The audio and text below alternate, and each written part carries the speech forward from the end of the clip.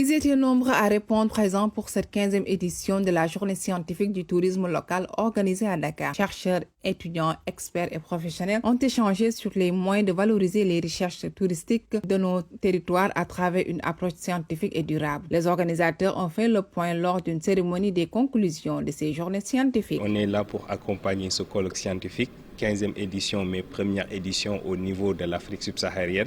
Et aujourd'hui, quand on regroupe des universitaires et des praticiens pour parler du tourisme, mais aussi parler de la qualité de la formation, quelle formation il faut mettre en place aujourd'hui pour pouvoir préparer les futurs acteurs. Donc c'est important que NCB y soit, parce que ça nous permet, nous, de savoir si demain on doit accompagner des jeunes entrepreneurs qui évoluent dans le domaine du tourisme.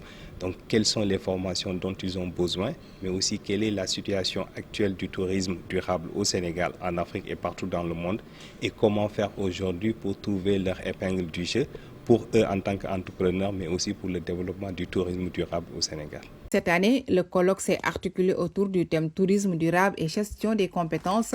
Quelle formation pour le management du tourisme durable et artisanal? Venu présider la journée de restitution des travaux, le secrétaire de l'Agence sénégalaise de promotion touristique a fait savoir que la 15e édition du genre se tient en Afrique subsaharienne. La SPT a éprouvé un grand plaisir à être partenaire à ces journées scientifiques organisées par de grands universitaires. Vous avez vu aussi aujourd'hui, on a eu quand même de grands professeurs et de grands experts qui sont venus d'une dizaine de pays d'Afrique et d'Europe pour réfléchir sur les questions de tourisme durable et de management. SPT est attentive aux conclusions de cette rencontre qui vont être versées dans la redéfinition des politiques touristiques et notamment sur le volet promotion par rapport auquel la SPT a une mission de mise en œuvre de la politique de promotion de la destination Sénégal.